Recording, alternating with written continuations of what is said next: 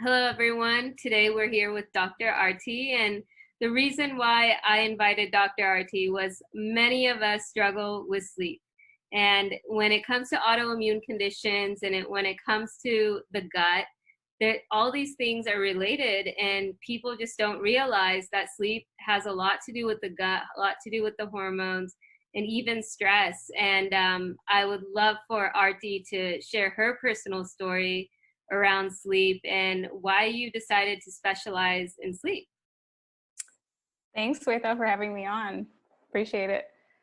So yeah, my struggle began a couple years ago. Like I think most people who, stress is a big contributing factor to people having sleep issues. And I think one thing that happens in our society, especially with women, is that we're taught to just go, go, go, and make sure everyone else is okay, and we're last essentially. And these signs and symptoms can go a little bit unnoticed because we've also normalized stress in our society. And so, it's normal for everyone who they're like, oh, I should be running around. I should be like doing 10,000 million things and not taking any time for myself. And, that can result in what we call hypothalamus pituitary adrenal dysfunction. Okay. And this also impacts how the thyroid functions. And so sleep disturbance can be a result of that whole axis. So from the brain to the body being dysregulated. So in a beautiful world, your brain and your adrenals and your thyroid, they work together like a symphony. And so there's always a nice feedback mechanism that happens. Now, when you're stressed for long periods of time, I like to always think of it as like this kind of this vertical pole, if you will, like the hypothalamus, so the brain here, and then like adrenal here, thyroid's in between. And when we've been stressed for long periods of time, so it can be emotional stress, it can be overnight stress such as sleep apnea, it can be environmental stress, it can be toxic stress, chemical stress, emotional stress. So all of those stressors, it doesn't matter what it is, okay, is going to have the same effect on the body. It's pounding on it and it's starting to dysregulate. Now, when you're stressed, our body is still wired like our ancestors. So we interpret it as like we've got to run away from the tiger, okay? And so, the hormone that goes up during that time is cortisol. And so when you're running all the time, we were only meant to do that for short periods of time. Run away from the tiger, the others got saved or you were tiger meat. So 15-minute, short periods of time. But in our society, what's happening is that it is 24/7. And if you're doing this 24/7, that is so depleting to your hormones. It is so depleting to your neurotransmitters. You're never getting into repair mode. So our body works in both sympathetic and parasympathetic mode, parasympathetic meaning the rest and digest mode. If you're never getting into that mode, you're never healing your gut overnight. You're never healing your hormones overnight. You're never healing your emotions overnight. So that's how sleep, I started to put these things together, given my own experience. So, it took a while. Like I had to, use functional medicine concepts and some testing and to figure out, okay, I was in stage 1 adrenal dysregulation, which is fight or flight all the time. I'm lucky I caught myself actually that early, but there are different stages, stage 2, stage 3, that people can progress onto if it's going on for long periods of time. So that can be a cortisol. I think we had kind of discussed this earlier where, cortisol should start high in the morning and go low as the day goes on. But people with hypothalamus pituitary adrenal dysregulation, the cortisol can spike at nighttime. The pattern goes wacky, which can contribute to sleep issues, which can impact people with autoimmune issues. Wow. So, I mean, when you work with people, you get to the root cause. And that's what yes. I do, because you're not just like, let me give you a pill for this and you'll be done. It will never be fixed that way. It will never be fixed that way. And even when I had Hashimoto's, I realized that my problem was the adrenals. Like, because all the years of taking high doses of prednisone, my adrenals suffered. And it caused the Hashimoto's, the thyroid numbers to be off balance. And once I started healing my adrenals, my thyroid levels went back to normal. Beautiful. So, but you know, it's like, and the adrenal gland also controls the androgens and also the cortisol. So I know a lot of people, you know, dealing with hair loss related to stress, it could be that as well. Absolutely. You make a amazing point. So people in this period where you kind of mentioned that out of the adrenal glands comes your sugar, your salt, your sex, and your stress hormones. And so if you're stressed constantly, all of your goods go to cortisol. So not as much goes to your sex hormones. So this can show up as infertility, low libido, like severe PMS, like if you're more menopausal, awful, you know, menopausal symptoms like hot flashes, sweating, irritability, you know, you're peeing all the time because you can't keep your salt in and water in. So there's multiple symptoms that people may not necessarily put together as hormonal imbalance, but it is. Wow. And in terms of like the gut and like being able to sleep, how are they correlated and what's sort of the fix for that? Sure. So the gut can, you know, you're familiar with this, but the gut is where everything begins essentially, right? It is your barrier to the outside world, you know, in terms of taking in, you know, you're exposed to toxins and chemicals. It's there to, you know, kind of make them more water soluble and then you excrete them.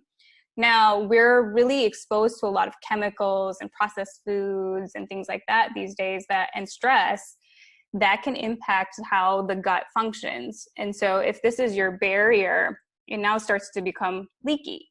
And now stuff is leaking into your bloodstream that shouldn't be there. And so then your immune system starts to go, boom, you know, alarm system, as does cortisol. So then if cortisol is spiking to tell your system like, hey, there's an infection going on, that can disrupt how your sleep is, like how you sleep. And so the root would be to like figure out what is causing that leaky gut. So that can be food intolerances, it can be infection, it can be dysbiosis, meaning imbalance between good and bad bacteria in the gut. Multiple, yeah, like so you would want to make sure that there's none of those stuff is going on. Wow. And like when people, when they sleep, like it's like 8 to 10 hours of like really good sleep means no disturbances, right? Absolutely, yeah. Like, So, yeah, the sweet spot that we're seeing is around 7 to 9, but our ancestors, you know, they used to sleep around nine hours. wow, that's a lot Mhm. of hours. It's a lot of hours, yeah. But I always say when I'm teaching people, it's like, think about it from an ancestral health perspective. When the sun went down, you know, and the moon would come up, that was a trigger for melatonin. We have artificially increased daylight with our lights and blue light, especially in the last 15 to 20 years. That has really messed our hormones up. And when it's messing your hormones up, it messes your immunity up because you're not getting that quality sleep that you need. And you mentioned melatonin. How do you feel about melatonin and supplements that aid sleep? So melatonin is fine only in the short period and like for short periods of time. Long periods of time of melatonin supplementation is not good because if you look at the pathway, our body works in feedback mechanisms. So whenever you give the end product, it's never going to go through the cycle of making it, okay? So it's tryptophan, 5-HTP, serotonin, melatonin. Now, if you always give melatonin, you're never going to go through that pathway and make serotonin, which helps you with your mood and eventually also sleep. But so long-term melatonin use is associated with depression. So I like it as a short-term only and give it with a little bit of 5-HTP, which is a precursor, so that you're keeping everything balanced. And eventually my goal is never for people to be on this stuff long-term, it's really to come off of it. I see. But as you age, don't you reduce your production of melatonin? You do, but I still don't think, because there's also been association of like decreased size of the pineal gland with melatonin supplementation. So I think also it's honoring what happens naturally with nature. Like we were wired a certain way, we've evolved a certain way. Stick with that, because it just, you know, sometimes if you do too much, it kind of mucks with you long term. So what's like considered short-term use, and usually like what's like a good dosage? So up to 3 milligrams is what I do, and it's sublingual, so it gets into your system much faster. If you take oral, I don't even use oral, to be honest, in our practice, because it has to go through the digestive tract, and you know, how much are you actually absorbing? And so when you're ready to go to bed, you're ready to go to bed. So that's why I like the sublingual. Up to 3 milligrams. And then I give it with a little bit of a cream, which is 5-HTP. Always check with your doctor. None of this stuff is medical advice for anyone, but I'm just telling you what we do. And in our clinic, we really use a rehabilitative approach where we go into every nook and cranny and look at nutritional deficiencies, infections, whatever. And then we start building people back up project by project. So the goal eventually is actually not to be on supplements when you leave us. I love that. I love working with doctors that like prefer not to be on anything. Yeah, like they're tools. They're tools. But at the end of the day, it's like you got to reteach your body also how to behave, because when it's been dysregulated for so long, it doesn't know. But then also, if you're on stuff too long, then it may not even know how to extract nutrients from food anymore if you're constantly giving it everything. That's true. And that's with anything, I would think, right? Like you take an adrenal supplement, thyroid supplement, you know, people take a lot of supplements, and I'm always amazed that, you know, they keep taking them even if they don't feel the difference. And a lot of women come to me and they're like, you know, I eat a clean diet, I'm taking all these supplements, and I'm like, but what if they're not absorbing? Absolutely. And sometimes actually, I think people are so scared because, again, it goes back to that pill for every ill. That mentality also gets shifted even into the integrative world. I feel like even though you're treating the root cause, that mentality is still there. So it's still like, you still got to fix the other lifestyle issues also, if you really want to like set yourself up for good health long term. I see. And when it comes to like lifestyle, do you work with a lot of patients who come in with autoimmune issues and like Hashimoto's? Mm-hmm. What? All the time. Wow. Where do you start? So, we look at nutritional deficiencies, we look at blood work. So we're looking at all the antibodies, not just for Hashimoto's, but also for like lupus or rheumatoid arthritis and scleroderma. So we're really ruling out to see like, how bad is this autoimmunity going on? Okay. For like, what we're trying to understand is, okay, so the immune system is dysregulated. We look at, is methylation an issue because of this? Usually for most people it is. A lot of people are under methylators. And so we look at methylation pathways, we look at genetics, we look at the whole adrenal axis, diet. So we have a dietitian also who counsels people for 2 hours, when they first come in. Wow. Yeah. So we're, by the time people get to us, they're like falling apart. So, it takes a while to like build them back up, but we're methodical, go project by project. So we're also looking at mitochondria. Like, are they tanked? Because if your mitochondria are tanked, you can't do anything. They're the energy producing organelles of the cell. So. And is all of this stuff done virtually, or is it mostly in-house? So the only time we require people to come in is for their physical. The rest they can do virtually. So we have telemedicine set up for that. That's incredible, because I think, sleep is where all of this stuff starts. So usually when you're not able to sleep well, there's something going on that's causing that. And a lot of the women that are in my organization, they tell me that they have the sleeping pattern of they go to sleep at 3 a.m. and then they have a hard time waking up in the morning at like 9 or whatever time it is. And it's not just like one person, but it's many people. And is this something that you see um, pretty common in your practice? Absolutely, because what's happened is likely, I'm assuming most of these people have been like, these women have been like this for a long time.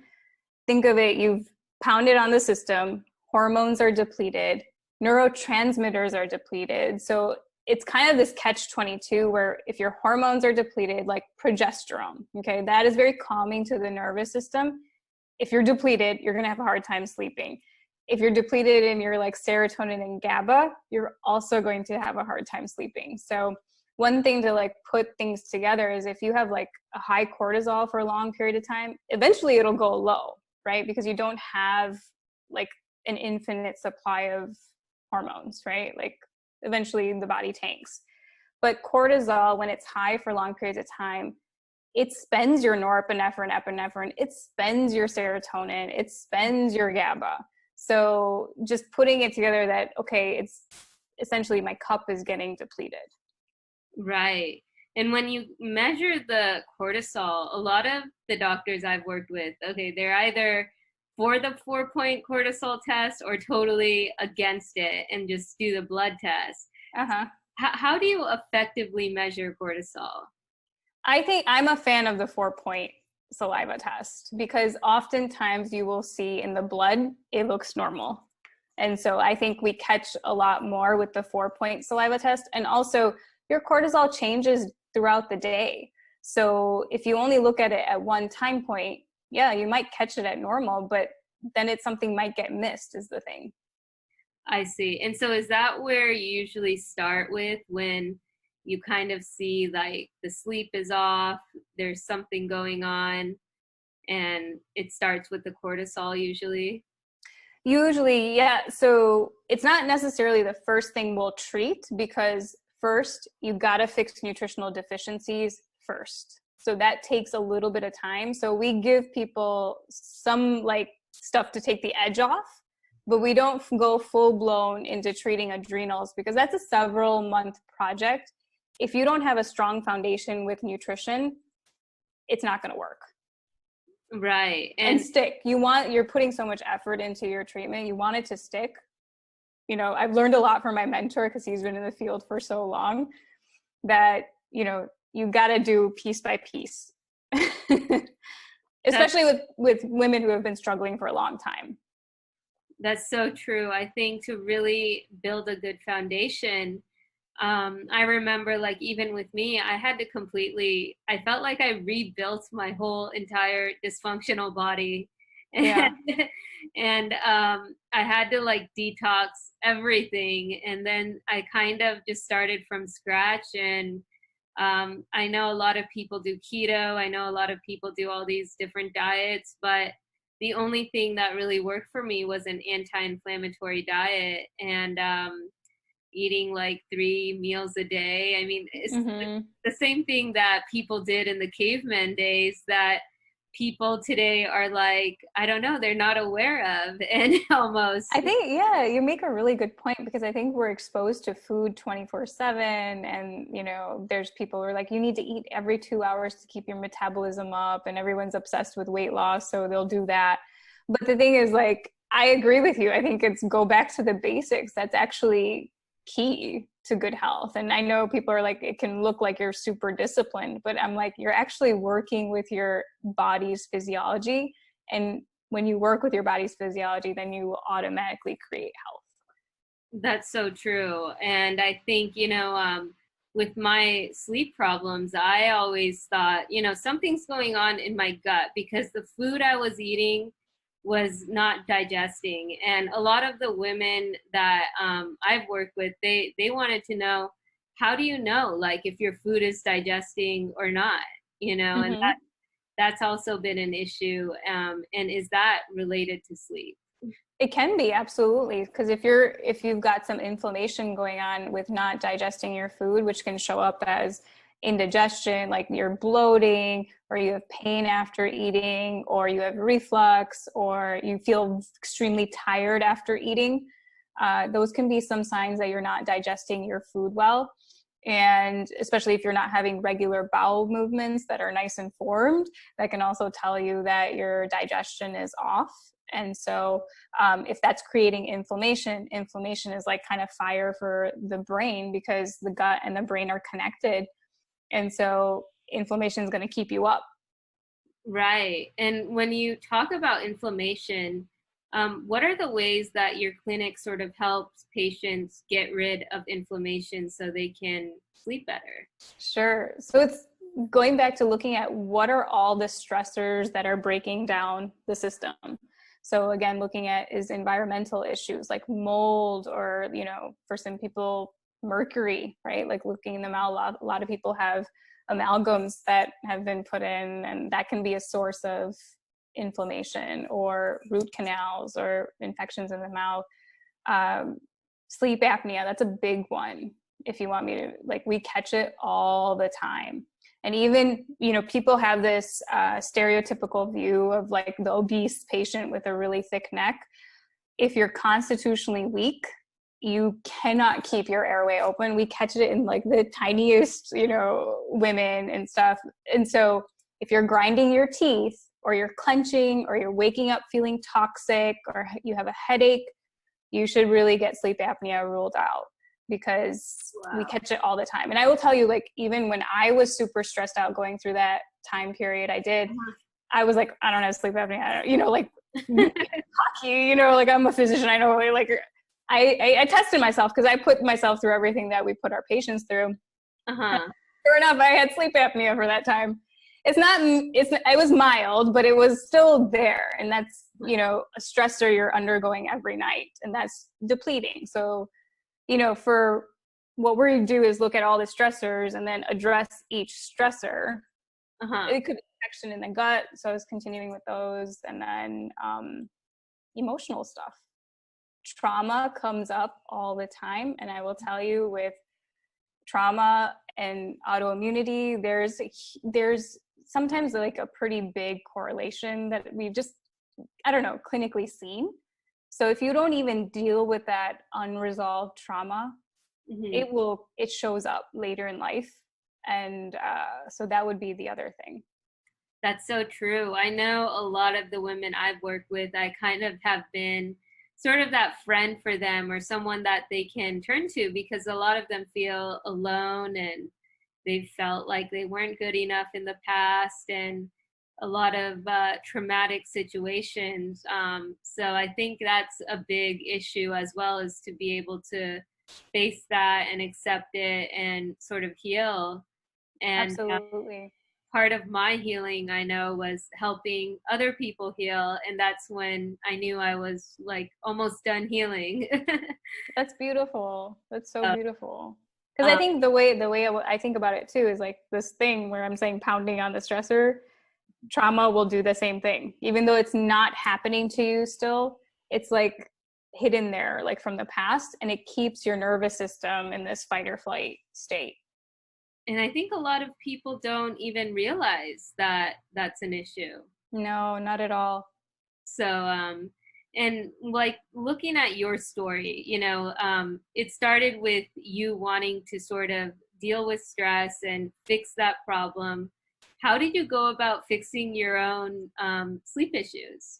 Sure. So initially, like, I'm so thankful, like I didn't have like over like infections or anything like that going on. So I'm really, really thankful. I caught myself early. But, you know, I first started with herbs that helped calm the adrenals down. So stuff that's been used for centuries, like in Ayurvedic medicine, so adaptogens. So I started to calm my nervous system down first with that. And then I did grounding, which is like totally going to sound woo-woo, but I don't know if you've heard of it or not. But grounding is something that helps with, like, human beings were wired to be outside. And so we were always in contact with the earth, which has an electromagnetic frequency. So whenever we walked on the earth and our skin is conductive, we were in contact with that frequency, which is calm, cool, collected. So it helped bring me kind of more in balance that way. And then I felt a little bit better and calmer. Then I honed in on a yoga practice, which then totally changed my life, has like, you know, made me a lot happier. My perception on things has changed. So really got into like, you know, active conscious breathing, which can hack the nervous system. And when you hack the nervous system and more into parasympathetic mode, that is where healing happens. I love that. I love your ground. I have to try it. Yeah. So what I did was, you can't, I mean, in our modern day, we can't really spend a lot of time outside. So they've actually created these grounding mats, which I totally thought was a like woo-woo thing. And like, I was like, these are just people trying to make money. But then I looked into the studies and I was like, after a year, because I was still struggling. And then I was like, oh my God, I think there's something here. So I looked into the studies and I was like, okay, I have nothing to lose. I'm going to try it. And then literally like the first night I slept through the night. I think I only woke up once, but I woke up refreshed, which had not happened in 2.5 years. That's incredible. Yeah. Yeah. The only disclaimer I have for grounding is that if you're super, super weak, or like you've been sick for a while, or you're really sensitive to supplements, you should go low and slow. Don't go directly 8 hours on a mat. You will detox. You will make yourself feel worse, especially if you're on medications. You got to be careful. So again, like just a treatment option out there, but always check with your doctor. Love that. I mean, it's all about bringing peace in your life in some way or form. And I know that when I was in Egypt, I worked with, like, he was almost like he read palms for a living. And at first I thought it was also like voodoo type of stuff. I'm like, oh, what is this class all about? And I took it anyways. And he goes, you know, I really think you're supposed to master peace in your life. And oh my gosh.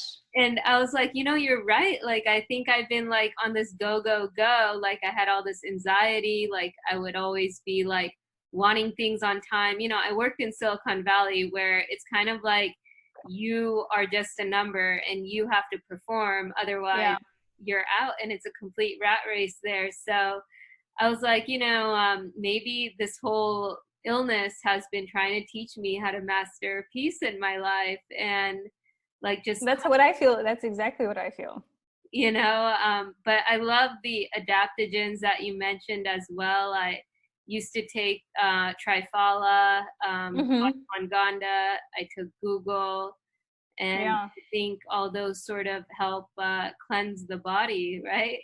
Absolutely. And, you know, they're Ayurvedic herbs. So, you know, I got really into kind of understanding kind of the Ayurvedic perspective. And I'm like, the more, you know, when you read about Ayurveda, I don't know if your followers are familiar with it or not, but, you know, it's based on concepts of like earth and wind and fire and all those things that we have. And it sounds totally woo-woo, but then like when you actually sit there and like kind of study it, and then you study the people in your life, you're like, huh, it actually does start to make sense. Like, so for me, I was really air imbalanced. I had moved around quite a bit. Like, these are the creative people, but then out of balance are anxious, have insomnia, things like that. So what do they need? They need more grounding to keep them more in balance. So I think that's why grounding really, really helped me, because I was like, woo.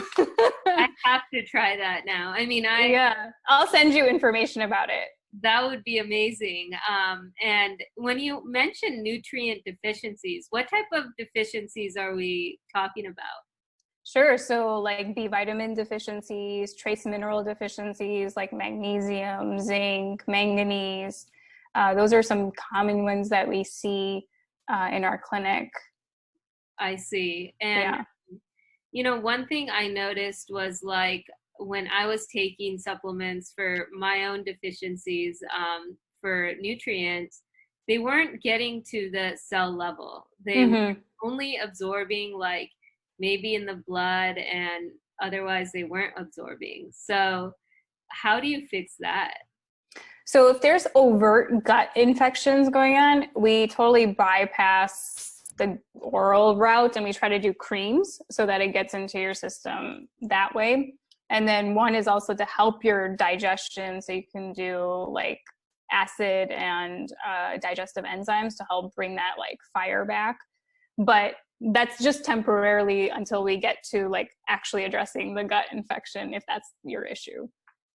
That's great. Yeah, I know a lot of the women, they have like digestive issues, hormone imbalances, and probably a lot of sleep issues. And so they just don't know where to start with any of this stuff. And I think maybe since we're getting closer to the end of this call, you can sort of give them like a roadmap of Sure.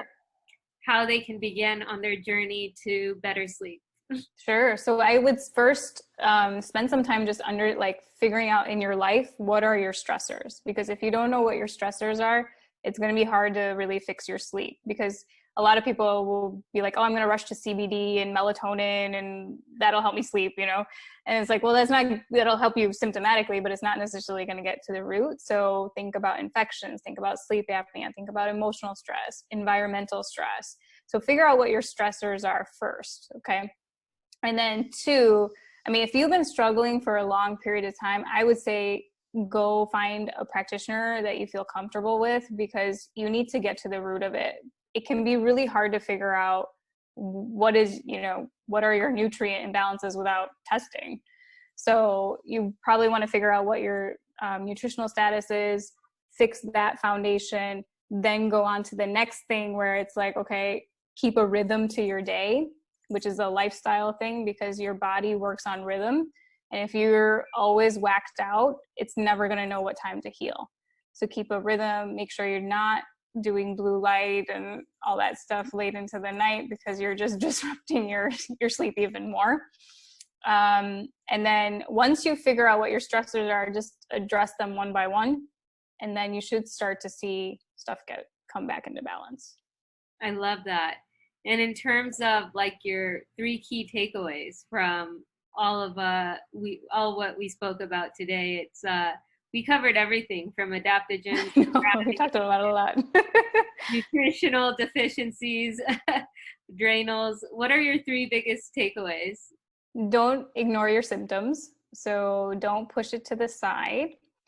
Don't normalize it, because it's not normal. So you can feel healthier and happier. It will take work, but just don't push it to the side, because you're digging yourself a deeper hole, and there'll be more stuff that's going to come down the line if you don't address it now. Be selfish. So put up boundaries with people that might be emotionally toxic to you, or draining, or not supportive of your of you healing. Like, make sure who's in your environment is on your team. And then 3, keep a rhythm to your day. I love that. Thank you so much for your You're time welcome. and being on the show today. And I would love to like have you back sometime. And if they Absolutely. want to like get in touch with you or want to go further with this, how can they do that? So I'm Dr. A. Soorya on both Facebook and Instagram. So easy to find there. Swetha and I follow each other, so if you can't find me that way. Yeah, you can go through my followers. I only follow like 100 people. So. Yeah. I feel honored. Yeah, I mean, I kind of went through a reinvention of my life and had to really, like you said, clean out my environment. You will feel so much better when you do. And I think the thing is, healing is a journey. It's non-linear. So it's going to be up and down, but as long as your like trajectory is up, you're going to discover things about yourself along the way, which is great. Like, you will be, I think, that much more powerful in your own like being. That's so true. Yeah. I love that. Well, thank you so much for your time. You're welcome. Thanks for having me on.